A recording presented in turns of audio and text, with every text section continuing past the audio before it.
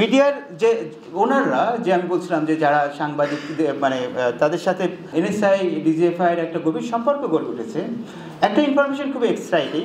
অনেক সময় ছাত্রলীগের সময় থাকে না প্রেস রিলিজ লিখে পাঠানোর, এবং সেই কাজটা করে মূলত ইন্টেলিজেন্স এজেন্সিগুলো। ছাত্রলীগের হয়ে তাদের এত সময়ও নাই প্রেস স্টেটমেন্ট পাঠাবো কিংবা একটা প্রেস রিলিজ পাঠাবো, ফলে ইন্টেলিজেন্স এজেন্সি তাদের হয়ে প্রেস রিলিজ পাঠায়। আরেকটা খুব ইন্টারেস্টিং, মেইনস্ট্রিম মিডিয়া এবং সোশ্যাল মিডিয়ার নেক্সাসটা খুব স্ট্রং হয়ে উঠেছে, যে মেইনস্ট্রিম মিডিয়া এবং সোশ্যাল মিডিয়ার মেইনস্ট্রিম মিডিয়ার আয় কমে গেছে, ফলে মেইনস্ট্রিম মিডিয়াকে নির্ভর করতে হচ্ছে সোশ্যাল মিডিয়ার উপর অনেকখানি। এবং সোশ্যাল মিডিয়ার আপনি বুঝতেই পারছেন দুইটা চরিত্র আলাদা, এবং এই চরিত্রের কারণে আপনি দেখবেন যে যদি ৭১ টেলিভিশন খুলে দেখেন যে সে কী করছে, কিংবা অন্য টেলিভিশন খুলে দেখেন যে একটা স্টোরি বানাচ্ছে, সেন্সেশনাল স্টোরি, এইটাকে সে ৭-৮ ভাগে ভাগ করছে, তার হেডলাইনকে সে ব্যবহার করছে এমন একটা উপায়ে যেন কোনো একটা লোককে ভিলিফাই করা, শায়েস্তা করা এটা সহজ হয়ে ওঠে। তো সোশ্যাল মিডিয়া এবং মেইনস্ট্রিম মিডিয়ার এই নেক্সাস একটা গুরুত্বপূর্ণ কারণ হলো প্রিডেটরি জার্নালিজম উত্থানের। আরেকটা খুবই গুরুত্বপূর্ণ পয়েন্ট যেটা আমাদের সাংবাদিক বন্ধুরা বলেছেন, এই যে আমি একটা নাম বাদ দিয়ে গেছি যে কারা কারা যুক্ত আসলে প্রিডেটরি জার্নালিজম প্রক্রিয়ার সাথে। এখানে আমি একটা শব্দ বলেছিলাম, ইন্টেলিজেন্স এজেন্সিস। মূলত বলতে হবে যে এম্বাসিস, ফরেন এম্বাসিস। মূলত বলতে হবে একটা ফরেন এম্বাসি খুবই গুরুত্বপূর্ণ রোল প্লে করেছে, এটা হলো যে ইন্ডিয়ান এম্বাসি।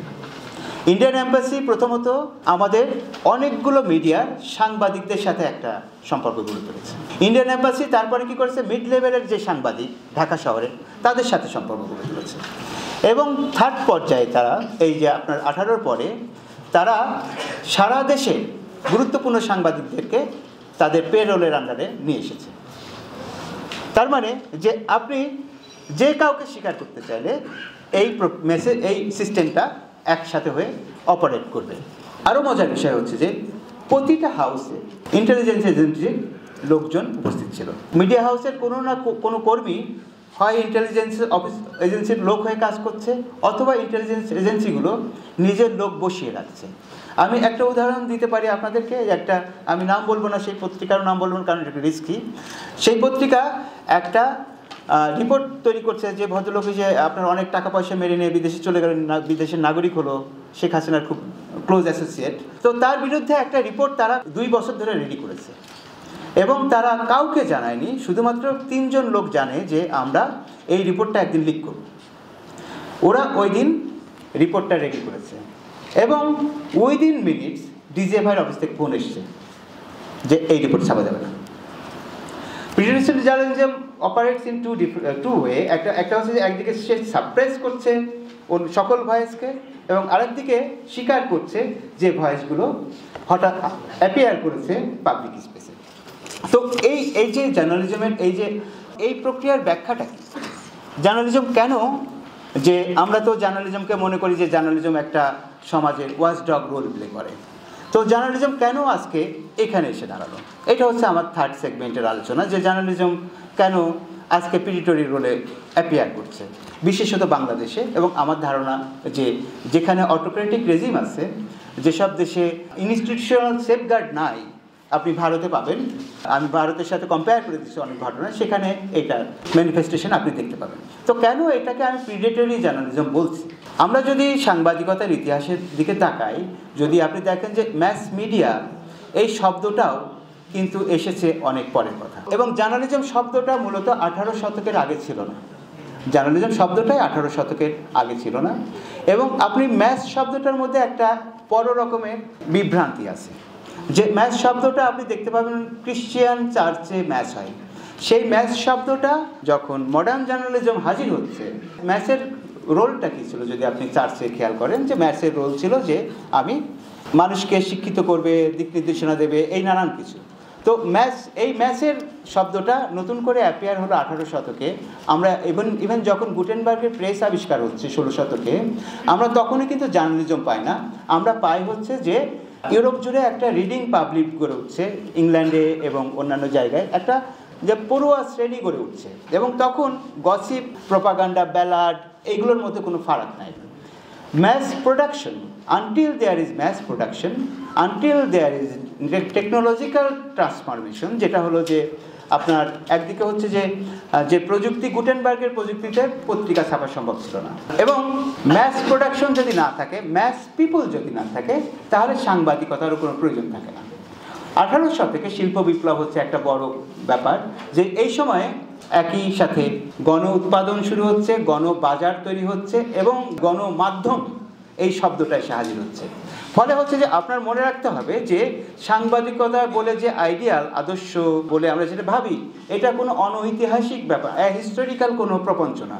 ইতিহাসের সাথে সাথে, প্রযুক্তির বিবর্তনের সাথে সাথে এবং ইকোনমির বিবর্তনের সাথে সাথে এর রূপান্তর ঘটেছে। এবং আপনি যদি দেখেন যে টেলিগ্রাফ একটা যন্ত্রের কথা বলি, যে টেলিগ্রাফ যন্ত্রটা যখন এলো তখন মূলত নিউজ সংগ্রহ করা সম্ভব হচ্ছে। টেলিগ্রাফ আসার আগে আমরা প্রতিদিনের ইভেন্ট কাভার করে যে এভরিডে নিউজ পেপার, এগুলো আমরা পাই না। টেলিগ্রাফ মূলত প্রথম সাংবাদিককেও বলা হতো, মূলত যে অ্যাসাইন করা যে সাংবাদিক, সে হচ্ছে টেলিগ্রাফ সাংবাদিক।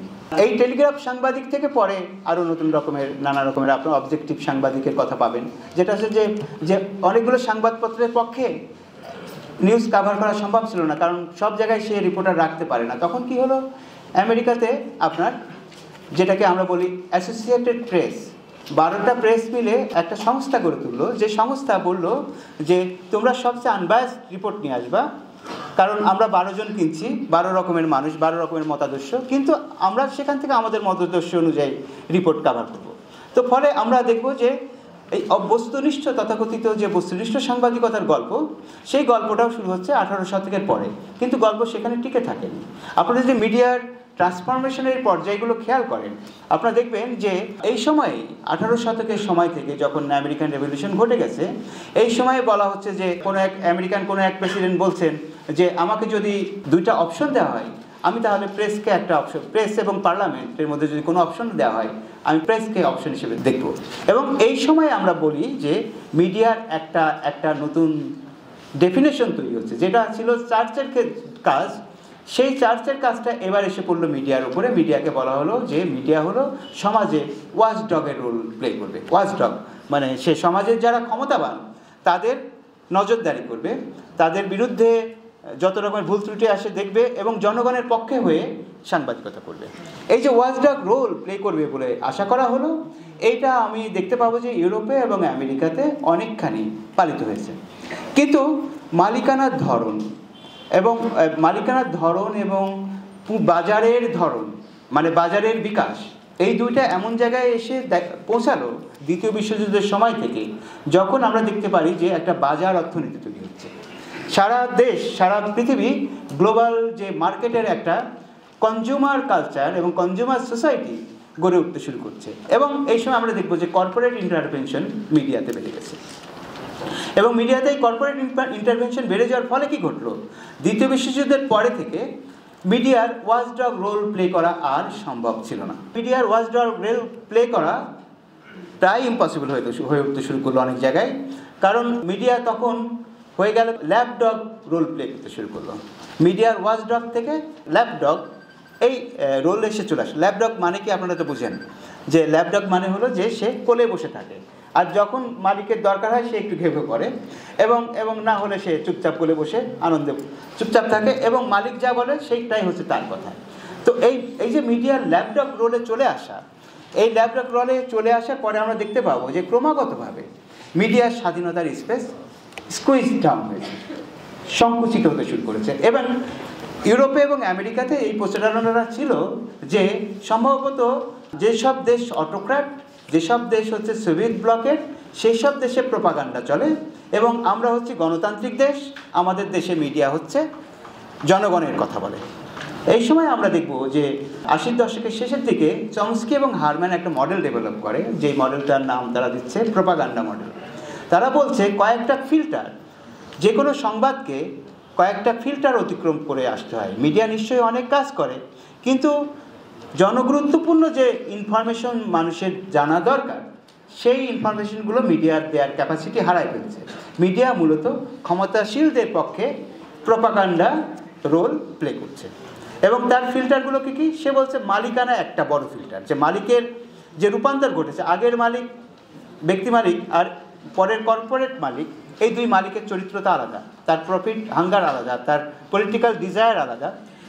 দ্বিতীয়ত হলো যে বিজ্ঞাপনের একটা চাপ আছে। বিজ্ঞাপনদাতারা বলছে, চমস্কিরা বলছে, they become the de facto licensing agency, যে একটা মিডিয়া চলবে কি চলবে না তা নির্ধারণ করে দিচ্ছে বিজ্ঞাপনদাতারা। যে ধরেন যে ইংল্যান্ডে আমরা দেখবো যে হিউজ লেবার ক্লাস মিডিয়া ছিল, যে তারা সাবস্ক্রিপশনের উপর নির্ভর করে বিপুল মানুষের কাছে লাখ লাখ সার্কুলেশন ছিল তাদের, কিন্তু কর্পোরেট হাউসগুলো তো সেই তাদেরকে বিজ্ঞাপন দেবে না। কর্পোরেট হাউস কাকে বিজ্ঞাপন দেবে? আপনি জাস্ট বাংলাদেশেই খেয়াল করবেন, প্রথম আলোকে এবং ডেইলি স্টারকে সবচেয়ে বেশি পয়সার বিজ্ঞাপন দেওয়া হয়, অন্যান্য পত্রিকাকে তার চেয়ে কম দেওয়া হয়। তাহলে ফলে প্রথম আলো এবং ডেইলি স্টারের পক্ষে যেভাবে সার্ভাইভ করা সম্ভব, যেভাবে ভালো ভালো কলাম পোস্ট করা সম্ভব, সেটা যে সাবস্ক্রিপশন বেসড, ধরেন যে আমাদের খবর, এই খবর পত্রিকার পক্ষে সম্ভব ছিল না, কিংবা অন্য ইভেন ভালো পত্রিকার পক্ষে সম্ভব ছিল না। ফলে হচ্ছে কি যে এরা থ্রাইভ করবে এবং তারা কর্পোরেট পারপাস সার্ভ করবে।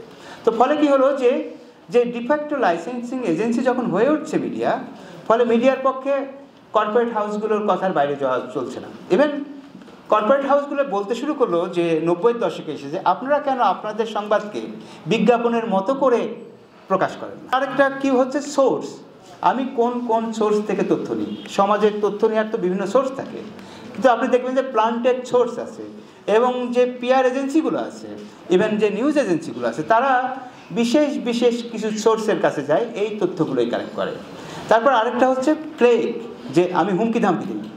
সরকার এবং বিভিন্ন ক্ষমতাশালী গোষ্ঠীগুলো হুমকি দেয় যে এই নিউজ ছাপলে কিন্তু তোমার বিজ্ঞাপন বন্ধ করে দেবো, এই নিউজ না করলে কিন্তু তোমার বিপদ করব। তো ফলে দেখেন যে আনভিরের ক্ষেত্রে যেরকম ঘটেছে, যে দেশ রূপান্তর কিন্তু আনভিরের বসুন্ধরা গ্রুপের পত্রিকা না, কিন্তু আনভিরের মুনিয়া কেসে সবচেয়ে বেশি ডাটি রিপোর্ট করেছে হলো দেশ রূপান্তর। কেন? কারণ হচ্ছে এই নেক্সাস, বিজনেস নেক্সাস, যে বিজনেস নেক্সাসের কারণে তাকে সবচেয়ে বেশি রিপোর্ট করতে হয়েছে। তো আরেকটা ফিল্টারের কথা চমস্কি হারম্যান বলছিলেন, যে আরেকটা ফিল্টার হলো যে অ্যান্টি কমিউনিজম, যেটাকে আমরা 90-এর পরে আর কাজ করেনি, সোভিয়েত ইউনিয়নের পতনের পরে, কিন্তু আমরা দেখতে পাচ্ছি এটা অ্যান্টি ইসলামিজম, অ্যান্টি ইসলাম এবং নানান রকমের অ্যান্টি ড্রাগ, নানান রকমের ফিল্টার হিসেবে এই 5টা ফিল্টার অপারেট করছে। চমস্কি এবং হারম্যান তাদের মডেল আবার রিভাইজ করেছে 2002 সালে, 68 সালের রিপোর্টের পরে। কিন্তু সেই রিভাইজ এডিশনে তারা বলতেছে যে আমাদের মিডিয়ার ডিজিটাল টেকনোলজি এসছে, তো তাতে করে টেকনোলজির এই রূপান্তরের ফলেও খুব একটা প্রোপাগান্ডা মডেলের খুব একটা রূপান্তর ঘটেনি। কিন্তু তারপরেও আমরা দেখবো যে চমস্কি হারম্যানের মডেলের পরেও আরও সময় পেরিয়ে গেছে। যখন আমি দেখছি যে তারও 5-7 বছর পরে নিক ডেভিস বই লিখেছেন, খুব ইন্টারেস্টিং বই, যে ফ্ল্যাট আর্ট নিউজ।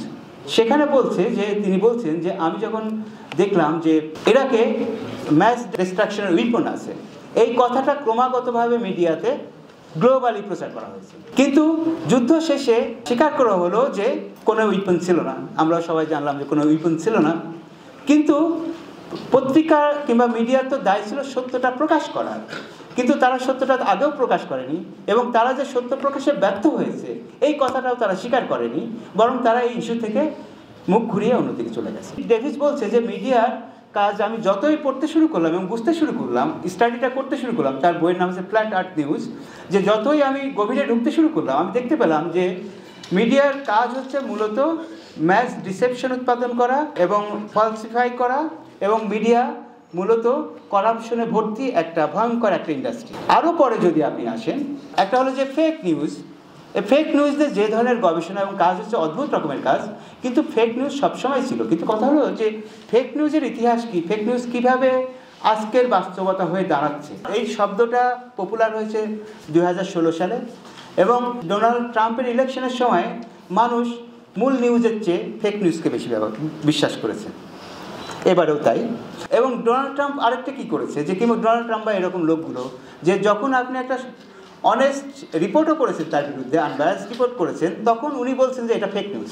মানে ফেক নিউজকে আমি কীভাবে কনটেক্সচুয়ালাইজ করবো এবং হিস্টোরিসাইজ করবো, এই ক্যাপাসিটির অভাবে আমাদের বুদ্ধিজীবীরা অনেকগুলো বই লিখে ফেলেছে, স্কলাররা, কিন্তু সেই বইয়ে ফেক নিউজের যে বাস্তবতা, কেন একটা ফেক নিউজের বাস্তবতা তৈরি হয়, তার মধ্যে জার্নালিজম অপারেট করে এবং জার্নালিজম নিজে ফেক নিউজ প্রোডাকশনের একটা প্রধান সার্কিট হয়ে ওঠে, এই ব্যাপারটা অনুপস্থিত থেকে যায়। আরও একটা বিষয় খেয়াল করার মতো, যে আর 2016 সালেই আপনি অক্সফোর্ড ডিকশনারি দেখতে পাবেন নতুন একটা শব্দ চালু হয়েছে, পোস্ট ট্রুথেস। তো পোস্ট ট্রুথ কী জিনিস? যে ট্রুথের আর ভ্যালু থাকছে না, বরং সেন্সেশন এবং ইমোশন এইগুলো হচ্ছে আমার পলিটিক্সের উপাদান হয়ে উঠছে, এবং সাংবাদিকও এইটার পার্ট হয়ে উঠছে। যে সাংবাদিক কি করছে? সাংবাদিক সেন্সেশনকে ব্যবহার করছে, সাংবাদিক সেন্সেশনাল নিউজকে প্রমোট করছে, এবং যে নেতা একটা সেন্সেশনাল কথা বলছে সেই কথাটাকেই সে একটা ফ্যাকচুয়াল ট্রুথ হিসেবে হাজির করছে নিউজ মিডিয়াতে। তো এই হলো বাস্তবতা, যে বাস্তবতায় এই ঘটনাগুলো ইউরোপে ঘটছে। কিন্তু বাংলাদেশের ক্ষেত্রে আরেকটু জিনিস আপনার খেয়াল রাখা দরকার, যে বাংলাদেশে কিন্তু আপনি এটাও খেয়াল রাখার দরকার যে ইউরোপে এবং আমেরিকাতে কিন্তু আমরা দেখতে পাবো যে যেটাকে আমরা বলছি শিকারী সাংবাদিকতা, এটা অ্যাপিয়ার করেনি। তো বাংলাদেশে এটা কেন অ্যাপিয়ার করেছে? বাংলাদেশে অ্যাপিয়ার করেছে কয়েকটা কারণে। আমি যেটা মনে করি যে বাংলাদেশে ফেক নিউজ আছে, অন্য সব কিছু আছে, কিন্তু শিকারী সাংবাদিকতা নামে যে বিশেষ ধারার কথা আমি বলছি সেটা অ্যাপিয়ার করেছে মূলত কয়েকটা কারণে। এক হচ্ছে যে আগের যে নিউজ প্র্যাকটিস, যে আপনি চাইলেই প্রোপাগান্ডা অনেক চালাতে পারবেন, যে আপনার টেলিভিশনে আপনি রিপোর্ট করতে পারবেন, পত্রিকায় রিপোর্ট করতে পারবেন, কিন্তু ইমিডিয়েট একটা যে মব ফরমেশন এটা আপনি ঘটাতে পারবেন না। ফলে সোশ্যাল মিডিয়া এবং মেইন স্ট্রিম মিডিয়া নেক্সাস আপনাকে সুযোগ করে দিচ্ছে যে মব ফরমেশনের। দুই হলো যে আপনার এখানে একটা অটোক্রেটিক রেজিম এস্টাবলিশ, একটা ফ্যাসিস্ট রেজিম এস্টাবলিশ। তো এই ফ্যাসিস্ট রেজিমের একটা শক্তিশালী উইপন হয়ে উঠছে মিডিয়া। তিন হলো যে আমাদের পুঁজিবাদের কাঠামোটা কি, আমরা দেখতে পাবো যে 90-এর পরে থেকে একটা অ্যাগ্রেসিভ, আমরা যেটাকে বলছি যে অ্যাগ্রেসিভ ইকোনমির যাত্রা শুরু হয়েছে, যেটাকে আমরা বলছি যে গ্রেট এক্সিলারেশন। এই ইকোনমির বন ধ্বংস, বন উজাড় করা থেকে শুরু করে সকল কিছু কর্পোরেট দখলে যাওয়া, এই সকল কিছুকে অ্যালাউ করে, এবং এই ইকোনমি আপনার ভীষণ ভায়োলেন্ট, এবং এই ইকোনমি খুবই ভায়োলেন্ট ওয়েতে পাবলিক ডিসেন্টকে দমন করতে চায়। কারণ এই ইকোনমি শুধুমাত্র ইকোনমিক স্ট্রাকচার না, এটা হলো একটা সেন্সিবিলিটি, এক ধরনের জীবন বোধেরও একটা স্ট্রাকচার। ফলে এই স্ট্রাকচার, এবং আপনি দেখবেন যে বাংলাদেশের যে পুঁজির অ্যাকুমুলেশন ঘটেছে, যে বাংলাদেশের পুঁজির অ্যাকুমুলেশন ঘটেছে একটা প্রিমিটিভ অ্যাকুমুলেশনের ফর্মে। 80-র দশক এবং 90-র দশকের এখানকার যে শ্রেণীটা পুঁজি বিকশিত হয়েছে, সেই বিকশমান পুঁজির অংশটাই আজকে মিডিয়া ইন্ডাস্ট্রিতে ব্যবহার হচ্ছে। ফলে এই মিডিয়া ইন্ডাস্ট্রি অনিবার্যভাবে এখানে দেখা যাচ্ছে যে একটা প্রিডেটরি জার্নালিজমের একটা রূপ গ্রহণ করতে উৎসাহিত করছে। আমার শেষ বক্তব্য এই, যদি কোনো দেশে এরকম ফ্যাসিস্ট ফরমেশন ঘটে, প্রিমিটিভ অ্যাকুমুলেশন ঘটে, এবং মিডিয়া এবং মেইন স্ট্রিম মিডিয়া এবং সোশ্যাল মিডিয়া নেক্সাস এরকম থাকে, তাহলে সেই সব দেশেও আপনার ফ্যাসিস্ট প্রবণতা এবং প্রিডেটরি জার্নালিজম দেখা যাবে। এবং আমি মনে করি যে বাংলাদেশে আজকে হয়তো আমরা একটা নতুন সময়ের মুখে এসে দাঁড়িয়েছি। আমি জানি না, যদি আমাদের ইকোনমিক স্ট্রাকচারের রূপান্তর না ঘটে, যদি আমাদের এই নেক্সাসগুলোর ভাঙন আমরা না ঘটাতে পারি, তাহলে প্রিডেটরি জার্নালিজম উইল রিঅ্যাপিয়ার এগেইন।